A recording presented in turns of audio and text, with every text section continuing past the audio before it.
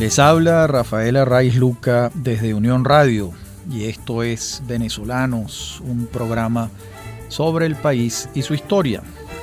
Hoy vamos a hablar de Arístides Rojas, un caraqueño que nació en 1826 y murió en 1894. 67 años de existencia que para su época era una muy avanzada edad, de acuerdo con los estándares de la época. Como muchos venezolanos de su tiempo y del nuestro también, es un venezolano de primera generación. ¿Qué quiere decir esto? Que sus padres eran extranjeros.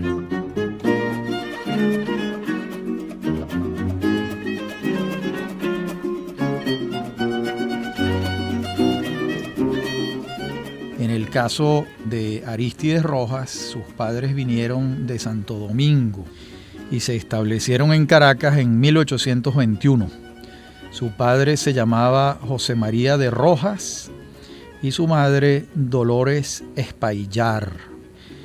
El país les abrió las puertas, como tradicionalmente Venezuela le ha abierto las puertas a los extranjeros. Esta es una tradición venezolana. El padre de don Arístides, el viejo Rojas, creó el Almacén Rojas, que fue fundado en 1838 y tuvo mucha notoriedad en Caracas porque fue un almacén muy concurrido, muy bien surtido y que prestaba unos servicios muy valorados por los consumidores. Allí, en ese almacén, creció Arístides. También muy cerca de la magia de la publicación, ya veremos por qué, y de la cháchara, de la conversación de los visitantes ilustres que acudían al almacén en busca de los más diversos pertrechos.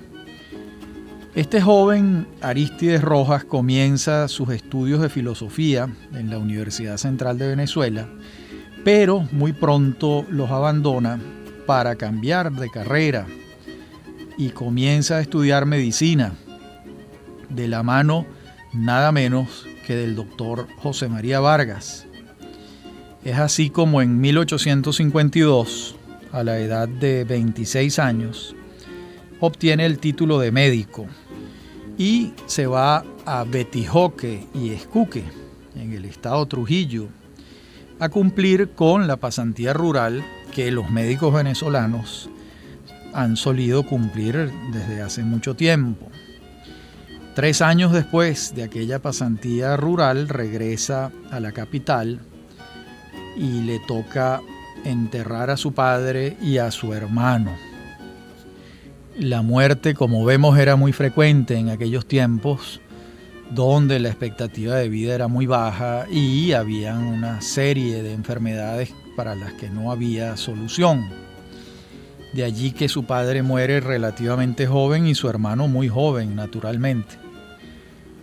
Luego de estos hechos lo vamos a encontrar en 1857 haciendo maletas para irse a los Estados Unidos a seguir su formación. Luego pasa a Francia, donde está un tiempo, y finalmente se establece en Puerto Rico, en donde permanece varios años sin poder regresar a Venezuela, porque entonces estaba el país en medio de la Guerra Federal, o la Guerra Larga, como también se le conoce, aquellos 5 años que concluyen en 1863 con la firma del Tratado de Coche y termina la guerra. Entonces regresa Arístides Rojas, junto con muchos otros venezolanos que se habían ido al exilio, huyéndole a la devastación de la guerra. La guerra siempre es una calamidad. Regresa a Caracas y vive con su madre y comienza su trabajo de divulgación científica, publicando sus primeros trabajos en la prensa. En esta época de su regreso, por cierto, es cuando Arturo Michelena lo pinta en el desván, el famoso desván de Arístides Rojas, que es una obra preciosa de Michelena, que lo define muy claramente. Era un sitio relativamente grande, lleno de pinturas, de libros, de objetos científicos, de todos los instrumentos que canalizaban la curiosidad de Rojas, que era muy, muy grande. Vamos a hallarlo también en estos años, cuando apenas tiene 43, casado por primera vez. Dije apenas 43 para decir que era un hombre joven, pero para ser su primer matrimonio era tarde, relativamente tarde. Pero así fue. Y se casa con Emilia Ugarte. Allí Rojas pues vive un amor intenso, de acuerdo con las cartas que quedan, con los testimonios que se han podido recoger. Pero quiere el destino, siempre impredecible, que en el momento de dar a luz una hija, su esposa, muera tanto la esposa como la hija. Y bueno, esto fue un golpe durísimo, por supuesto, para Arístides Rojas, a quien no le queda otro camino que la soledad y concentrarse metódicamente en la investigación y la escritura. Fíjense que venimos hablando de un médico que ha ejercido la medicina, pero que la investigación histórica comienza a tomarlo, comienza a adueñarse de él, y él se entrega a esa fascinación que es la investigación histórica. Y se traza para entonces un programa ambicioso para sus próximos 30 años. Y comienza a publicar poco a poco su obra. Su primer libro es editado en 1876, cuando Rojas es un hombre de 50 años. El libro se titula Un libro en prosa, miscelánea de literatura, ciencia e historia. ¿Por qué se titula así? Porque el método que siguió Rojas toda su vida fue el de reunir monografías, investigaciones históricas de mediana dimensión, de mediana extensión, y reunirlas en un solo tomo e ir entregando títulos que reunían diversas monografías históricas. Por eso él le coloca miscelánea de literatura, ciencia e historia, porque ese primer tomo recoge esos temas que fueron cercanos, fueron epicéntricos, fueron un imán para Rojas, la literatura, la ciencia y la historia. Ese título lleva un prólogo de José Antonio Calcaño, el famoso José Antonio Calcaño, miembro de la familia Calcaño, que dio muchísimos hijos vinculados con el arte y la cultura en Venezuela. La labor antológica del libro es de Rojas, hay que aclararlo, no es de Calcaño. Calcaño es el prologuista. ¿Qué hay allí? ¿Qué vamos a encontrar en ese primer libro? Estampas costumbristas, pasajes naturalistas, impregnados del olor de la sustancia poética. Esto es muy revelador y muy significativo y característico de la obra de Rojas. Esa escritura que, sin abandonar los parámetros de la ciencia, sí se permite el discurso poético en su decir, en su habla. También vamos a hallar allí una historia venezolana salpicada de anécdotas. Entonces, Rojas pues entrega ese primer libro, y muchos años después uno de sus biógrafos, un hombre que lo estudió a fondo, como fue Arturo Uslar Pietri, dice lo siguiente sobre este libro. En esa obra culmina su entusiasmo de poeta de la ciencia y queda en los comienzos del camino que lo va a llevar más tarde a cultivar, cada vez con mayor dedicación, la leyenda histórica y la sabiduría popular. ¿Qué es esto de poeta de la ciencia? Bueno, que el norte que tenía Rojas era la divulgación científica. Y al ser el norte la divulgación científica, el lenguaje no podía ser académico, ni dirigido a los médicos, ni dirigido a los físicos, a los químicos, a los matemáticos, porque si fuese escrito en jerga académica, llegaría a muy poca gente el conocimiento que él quería divulgar. De allí que, sin sacrificar ni un milímetro del conocimiento científico que tenía, sí se servía de un lenguaje coloquial, poético, literario, para llevar a la mayoría de las personas, al público en general, a los lectores en general, el conocimiento científico. A eso alude Uslar cuando habla poeta de la ciencia. Y también señala que más adelante Rojas se va a concentrar en el tema de la leyenda histórica y la sabiduría popular. De esto hablaremos luego.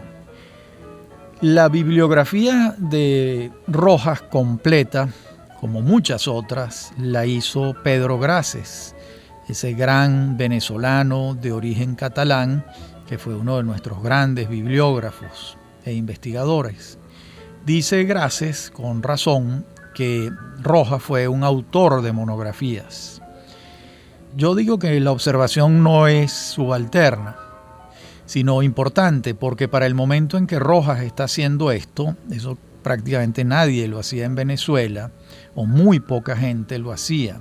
La monografía no era el formato en el que se divulgaba el conocimiento científico o histórico, sino que se divulgaba a través de largas historias o de trabajos muy extensos.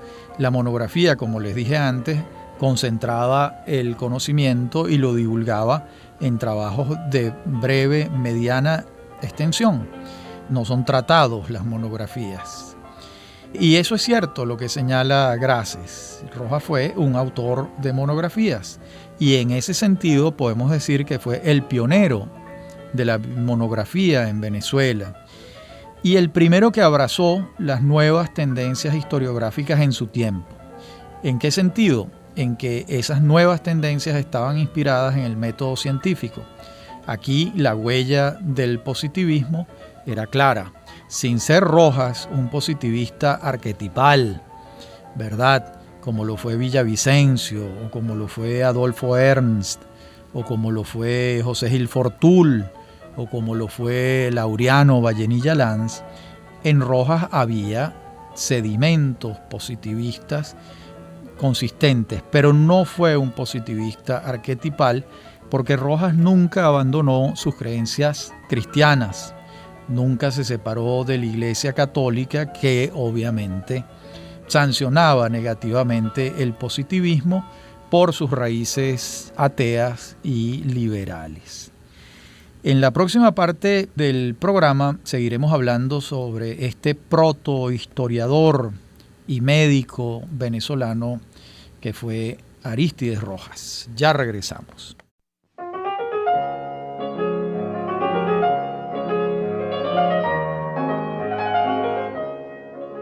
Decíamos en la parte anterior del programa que Rojas fue un protohistoriador.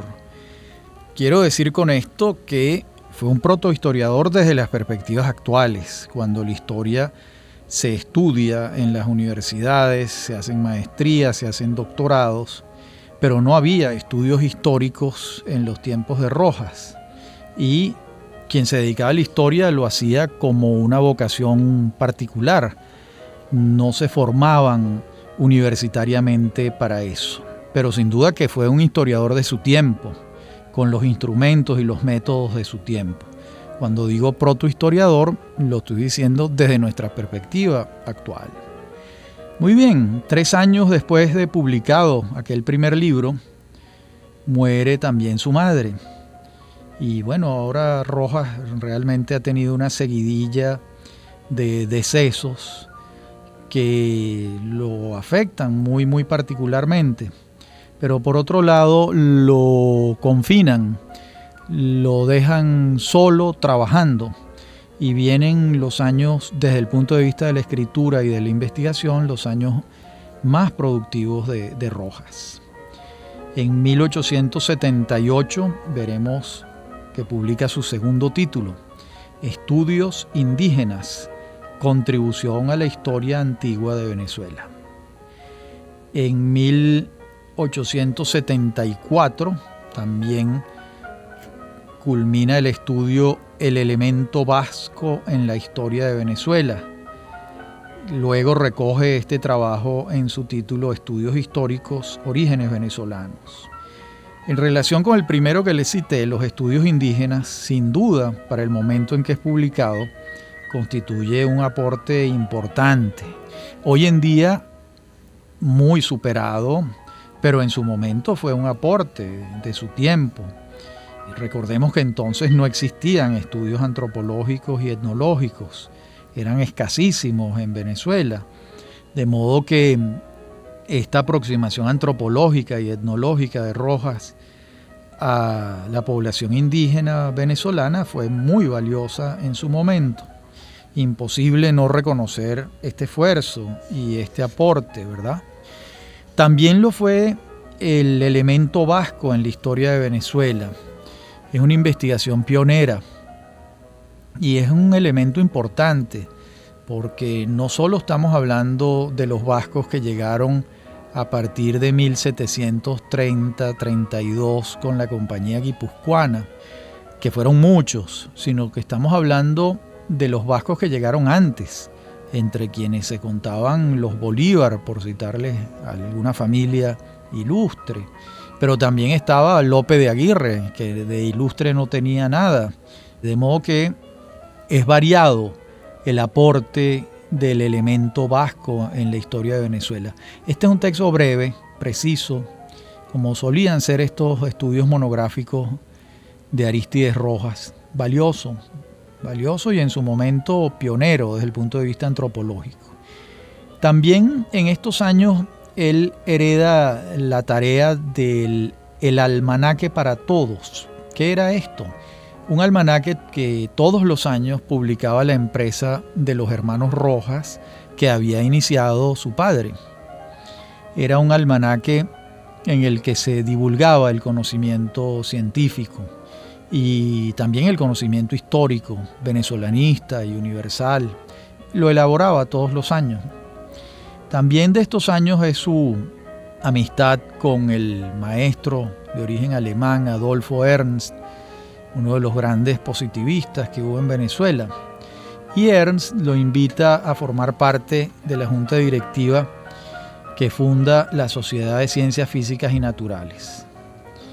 Rojas no llegó a compartir completamente, como advertimos antes, los postulados positivistas, sobre todo las teorías darwinianas o darwinistas, como quieran decirlo, porque, bueno, por supuesto, estas teorías iban a contracorriente del dogma cristiano, del dogma católico del paraíso terrenal y de Adán y Eva como origen de la creación. Hoy sabemos que esto es un mito y que realmente la explicación del origen de la creación es más darwiniana que mitológica, como es natural. Pero entonces estos eran temas todavía que se ventilaban con potencia, con intensidad. Dijimos antes que Uslar habla de la poesía en su obra. Vamos a citar otro fragmento de las valoraciones de Uslar Pietri sobre Rojas. Dice Uslar: poesía de la ciencia, poesía de la historia, poesía del saber popular han sido los grandes temas de su vida y de su obra. La emoción de belleza que brota de ellos es la que su espíritu busca y en la que se complace con lenta y serena delectación. Pues sí, ese fue el espíritu que animó la obra de Rojas, coincidimos con Uslar. Y ese espíritu se detuvo muy particularmente en las vicisitudes de la vida en el Valle de Caracas. De allí que su libro Crónica de Caracas sea tan leído, tiene tantas ediciones y haya sido un libro tan celebrado. Sin embargo, hay que aclarar lo siguiente: él no publicó un libro titulado Crónica de Caracas. Él publicó muchas crónicas acerca de la vida caraqueña en la prensa. ¿Qué ocurre? Que en 1946 Enrique Bernardo Núñez tiene el encargo por parte del Ministerio de la Educación y la Biblioteca Popular Venezolana de hacer una selección de los textos caraqueños de Rojas para formar el pequeño volumen. Núñez ha debido tener una tarea muy desafiante porque los textos caraqueños de Rojas son muchos y él escogió unos cuantos por razones de espacio. No podía hacer un volumen de miles de páginas porque era inviable su edición y su venta, y no entraba dentro del formato de la Biblioteca Popular Venezolana del Ministerio de Educación. De allí que Crónica de Caracas, que es este libro que tantas veces se ha reeditado de Arístides Rojas, sea una selección y un título que se le deben a Enrique Bernardo Núñez. Esto nos lo informa muy claramente el profesor muy querido y colega en la Academia Venezolana de la Lengua, Manuel Bermúdez, hace unos años fallecido. Manuel escribió el prólogo de Crónicas y Leyendas, un libro de Arístides Rojas publicado por Monteávila Editores en 1976. Y allí se recogen más crónicas de las que Núñez estimó en Crónica de Caracas. Es una obra más completa, es una recopilación más completa la que hace Manuel Bermúdez. Sin embargo, la que se ha popularizado es la de Enrique Bernardo Núñez y que se ha publicado muchas veces. No deja de ser una lástima porque el número de textos caraqueños de Rojas es muy grande y Crónica de Caracas tiene unos cuantos trabajos, pero quedaron por fuera muchos. Quizás sea una oportunidad en los años que vienen publicar otras Crónicas de Caracas de Arístides Rojas, organizadas por algún otro crítico literario con algún buen prólogo. Quizás buena parte de las Crónicas de Rojas, cuando se refiere a los 2 primeros siglos de haber sido fundada Santiago de León de Caracas, se fundamentan en hechos recogidos por la Iglesia.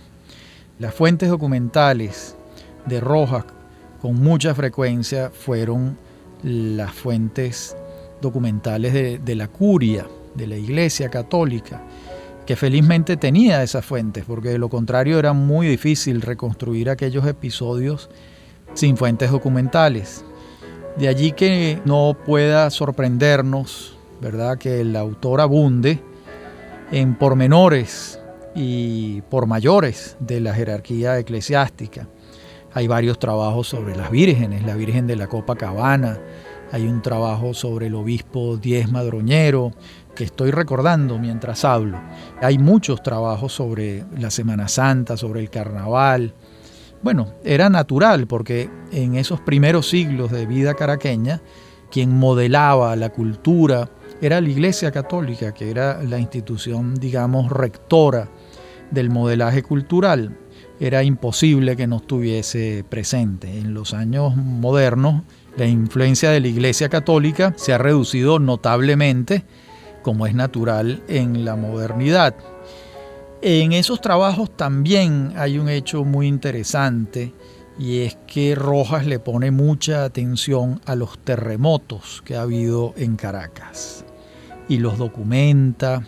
Estamos hablando del terremoto de 1641, el de 1766 y el devastador, probablemente el de mayor intensidad, el de 1812. A ver, aquí no se puede saber a ciencia cierta la intensidad en la escala de Richter de estos terremotos porque esas mediciones no existían y muchísimo menos habían instrumentos para hacerlas en Caracas. Pero cuando yo digo que el de 1812 fue devastador, me estoy refiriendo a los daños que causó. O sea, murieron miles de caraqueños y uno sospecha que la intensidad del terremoto fue muy grande. Pero es una sospecha, porque en 1766 y en 1641 los terremotos han podido ser de una gran intensidad, pero la ciudad era mucho más pequeña. y entonces el daño fue menor, de modo que esto es difícil de medirlo. En todo caso, Rojas recoge todo este anecdotario tan sabroso e interesante y tan terrible sobre esos 3 terremotos de Caracas. Como sabemos, a esos 3 terremotos documentados le siguen el terremoto de 1900 y el de 1967. Obviamente don Arístides no estaba en el mundo para cuando estos terremotos ocurrieron. Valga la anécdota, mi abuela sí, y siempre me contaba que ella había estado en el terremoto de 1900, en el de 1967, y que en un viaje a México le tocó otro terremoto. De modo que mi abuela padeció 3 terremotos en su vida. Supongo que eso no debe significar nada si mi abuela fuese chilena, pero no lo era caraqueña. En Chile los terremotos, como sabemos, están a la orden del día. En la próxima parte del programa continuaremos con este personaje entrañable y hermoso de Arístides Rojas. Ya regresamos.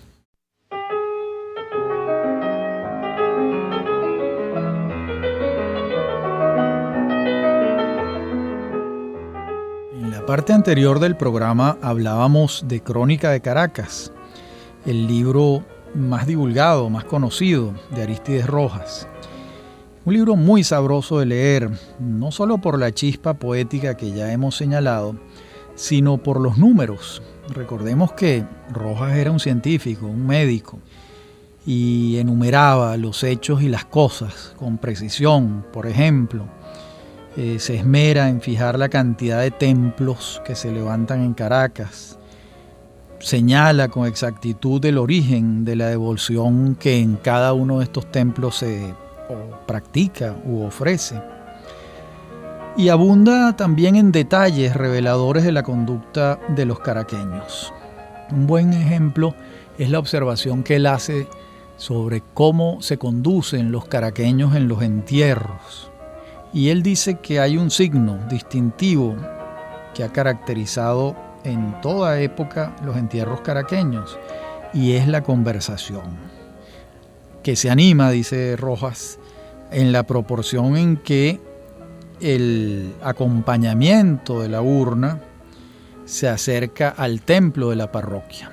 Hay un murmullo de la concurrencia que va cargando la urna desde la habitación, desde la casa del fallecido hasta que entra en el templo de la parroquia, donde se le va a velar en capilla ardiente. Él habla de ese murmullo característico de la gente que comienza a hablar en un tono bajo por respeto a lo que está ocurriendo, pero la conversación no se detiene y va subiendo de tono hasta que de pronto advierten todos que están hablando en voz alta y están en un entierro.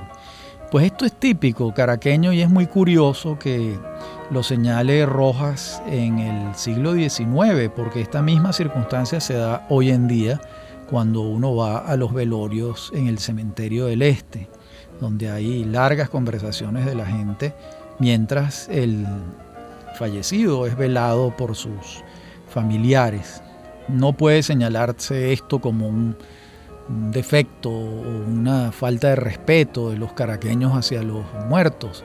Por el contrario, es una forma hasta simpática de asumir el hecho mortuorio por parte del gentilicio caraqueño. Lo interesante es que Rojas lo advierte muy claramente. En un momento también él señala algo que quiero citarles en relación con la vida caraqueña del siglo XIX. Y por supuesto, él está recogiendo historia del 18, del 17 y del 16. Dice Rojas: la vida caraqueña la sintetizaban en pasadas épocas 4 verbos que eran conjugados en todos sus tiempos, a saber, comer, dormir, rezar y pasear.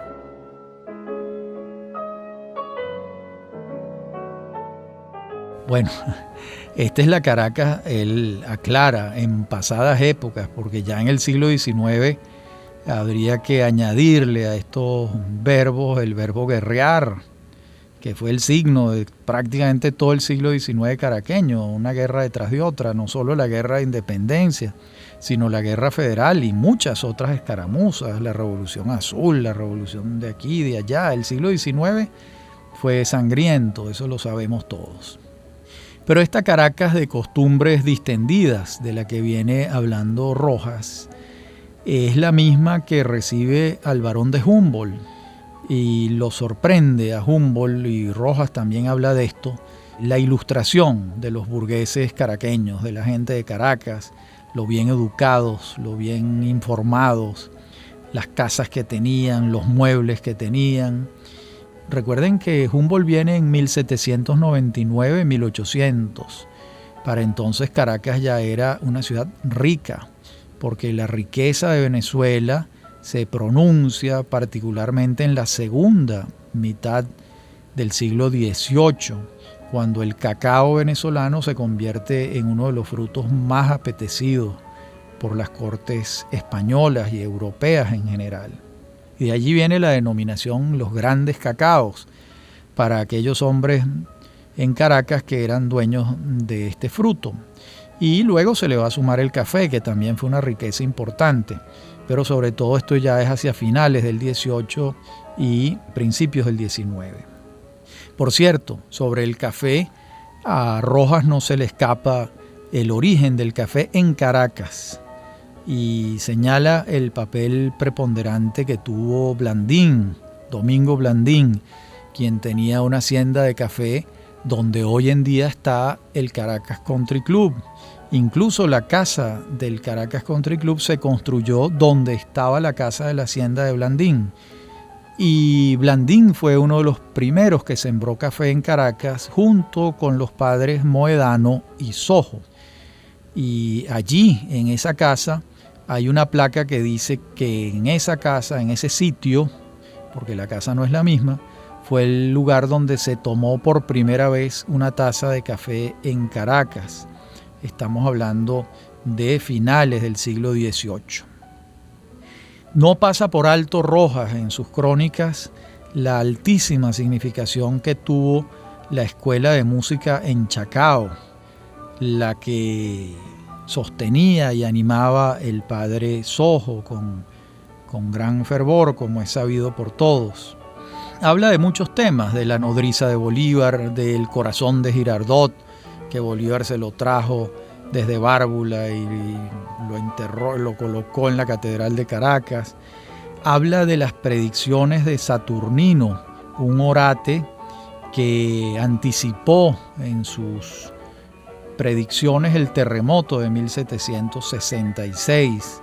Al menos así lo creen muchos, entre ellos Rojas, que reproduce las predicciones de Saturnino, este orate caraqueño que vio con anticipación el sismo. Y así muchos hechos que forman parte del tejido anecdótico y legendario de la ciudad capital, que son registrados por Rojas con sus detalles muy sabrosos de leer. Pero vamos llegando al final del río vital de Rojas, nos acercamos a sus años finales.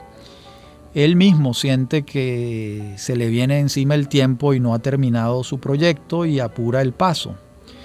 Y una señal de esto es que lo quieren elegir individuo de número de la Academia Nacional de la Historia, que ha sido recién fundada. Recordemos que fue fundada por Juan Pablo Rojas Paul a finales del siglo XIX.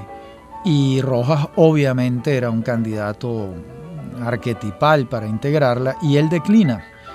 Él dice que del tiempo que le queda, que él sospecha que es muy poco, tiene que ocuparlo íntegro en su trabajo de investigación y escritura y que no podría cumplir con los compromisos académicos de la institución que se estaba formando. Hay una frase de él bonita que dice, que tiene vinculación con lo que vengo diciendo. Siempre Rojas decía, nos place ser humildes. Bien, por otra parte, el desván donde vive Rojas se ha llenado de cacharros, porque no hemos dicho que Rojas tenía la pasión del coleccionista, que no amaina y que lo llevaba a comprar libros, objetos, peroles, corotos de diversa índole, y todos iban al desván donde eran revisados por él, organizados. En fin, el desván se va llenando de cacharros, como él mismo decía. Y también, lamentablemente, sus bolsillos se van vaciando y no logra terminar sus proyectos hasta que el presidente de la República de entonces, Raimundo Andueza Palacios, decide darle un contrato para que él termine de organizar sus obras. Y así lo hace, le pagan un dinero y Rojas retoma el ritmo de publicación de sus libros. Se publica entonces en 1891 Estudios históricos, orígenes venezolanos.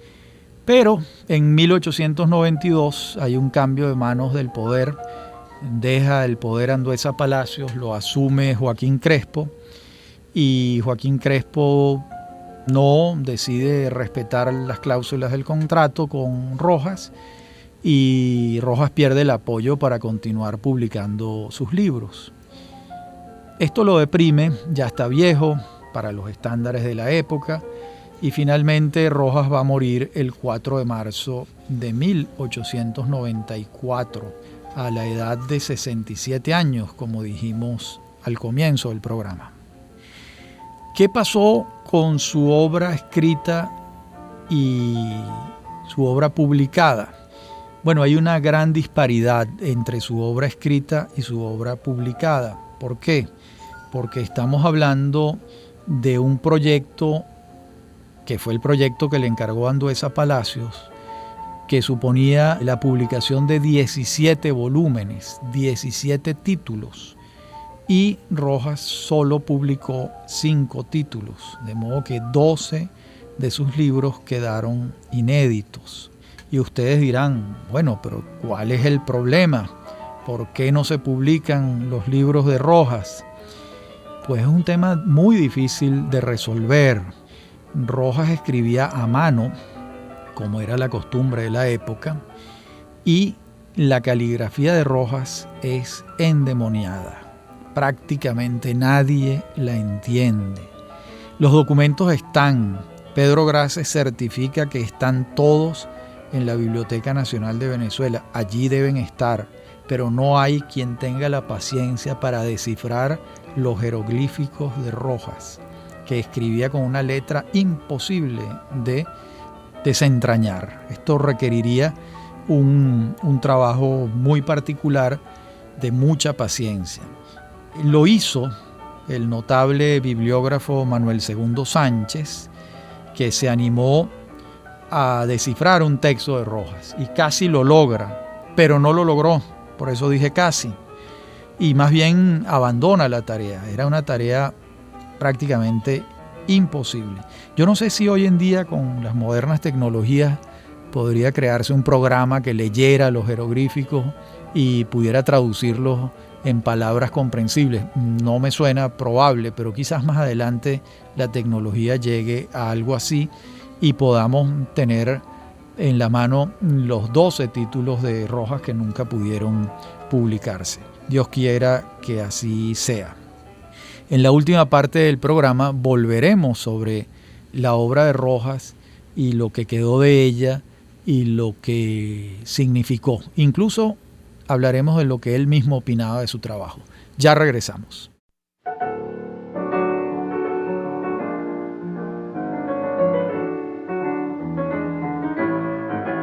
Decíamos en la parte anterior del programa que de Rojas no ha podido publicarse buena parte de su obra manuscrita por las dificultades que supone desentrañar su letra compleja, endemoniada. Esto no deja de ser una ironía, porque el propio Rojas dejó como última voluntad que su obra inédita se quemara para el momento de su muerte. Por supuesto, sus familiares cercanos no le hicieron caso y la obra, como les dije antes, está en la Biblioteca Nacional de Venezuela. No deja de ser interesante preguntarse por qué Rojas toma esa decisión. Es decir, ¿qué lleva a un autor a ordenar la quema de sus obras inéditas con posterioridad a su muerte? La verdad es que es difícil saberlo, por qué hace eso, pero pareciera fruto de una depresión psicológica o de una melancolía. En todo caso, la obra de Rojas que conocemos es la punta del iceberg. La mayoría de su obra permanece sumergida por esa circunstancia escritural tan compleja y tan irónica. ¿Por qué irónica? Porque él propuso que se quemara la obra inédita y realmente lo que ha pasado es que no ha podido publicarse porque no se entiende su caligrafía. ¿Cómo era el proyecto de sus 17 volúmenes al que aludimos antes? Los estudios históricos y orígenes venezolanos, 2 volúmenes. Estudios indígenas, 2 volúmenes. Humboldtianas, 1 volumen. Leyendas históricas de Venezuela, volumen 5 y 6. Siluetas de la guerra a muerte, 1 volumen. Literatura de la historia de Venezuela, 1 volumen. Revolución de 1810, 1 volumen. Correspondencia inédita de Bolívar con notas ilustrativas, 1 volumen. Caracas, 1 volumen. Folclore venezolano, 1 volumen. Como vemos, de estos 17 títulos en vida se publicaron 5. El del folclore venezolano es póstumo, pero fue publicado. Ceñidos al tema histórico, dejó lo siguiente: un libro en prosa, Miscelánea de Literatura e Historia, de 1876, Los Estudios Indígenas, de 1878, los 2 volúmenes de Leyendas Históricas, publicados en 1890-1891, y Los Estudios Históricos, Orígenes Venezolanos, un libro de 1891. Hay unos ensayos sueltos, muy valiosos, por cierto. Hay uno que se titula El Constituyente de Venezuela y el cuadro de Martín Tovar y Tovar que representa el 5 de julio de 1811. Es un estudio de Rojas, publicado hace pocos años por el Congreso Nacional de la República, cuando las publicaciones del Congreso las dirigía el legendario editor venezolano y entrañable amigo José Agustín Catalá. También de Humboldtianas hizo ese otro venezolano extraordinario, Eduardo Roel, una recopilación, publicadas en 1924, se llaman Humboldtianas. Y la recopilación más significativa, aunque incompleta, imposible los 17 tomos, se publicó en 1907 en la editorial Garnier, en París, y esto lo hicieron los hermanos Rojas, sus familiares sobrevivientes. Ese título se llama Obras Escogidas. Más recientemente, a finales del primer gobierno de Caldera, en 1972, la Oficina Central de Información publicó Crónica de Caracas, reeditó Crónica de Caracas. Y Crónica de Caracas se reeditó ya varias veces por parte de los Libros del Nacional y de la editorial Fundarte, que yo recuerde en este momento, pero varias ediciones, a partir de esa edición hecha por Enrique Bernardo Núñez en 1946. ¿Qué decía el propio Rojas de su trabajo? Decía lo siguiente: la monografía histórica, es decir, el trabajo intelectual que tiene por objeto el esclarecimiento de hechos consumados, ya en el orden político de toda sociedad, ya en el estudio de personajes y episodios, de épocas, de los orígenes y conquistas de un pueblo, en el desarrollo creciente de la humanidad, tal es el campo donde, de un siglo a hoy, cosecha ópimos frutos el estudio ayudado de la observación y sagacidad, inspirado por el amor a lo grande y a lo bello, sostenido por la constancia, ayudado del espíritu filosófico y del criterio recto, y siempre tras los más puros ideales de la conciencia, para premiar virtudes eximias, rendir culto a la verdad y homenaje a los espíritus elevados que han desaparecido al choque de las convulsiones humanas.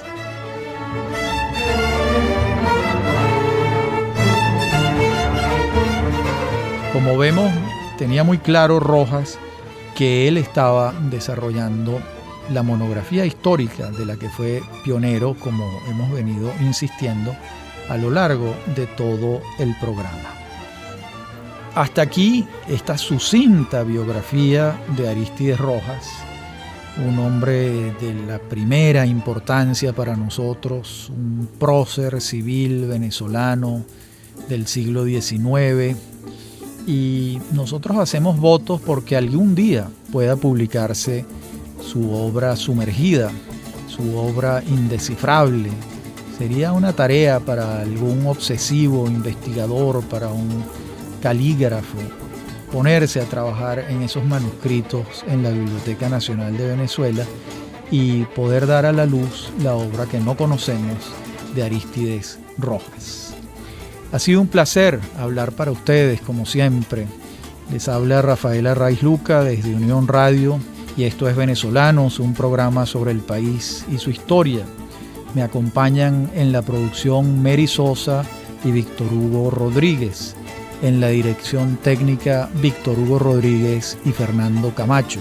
A mí me consiguen por Facebook, por mi correo electrónico rafaelarraiz@hotmail.com y por Twitter @RafaelArraiz. Y también consiguen estos programas colgados en la página unionradiocultural.com.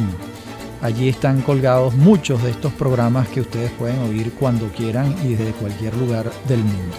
Ha sido un gusto hablar para ustedes. Hasta la próxima semana.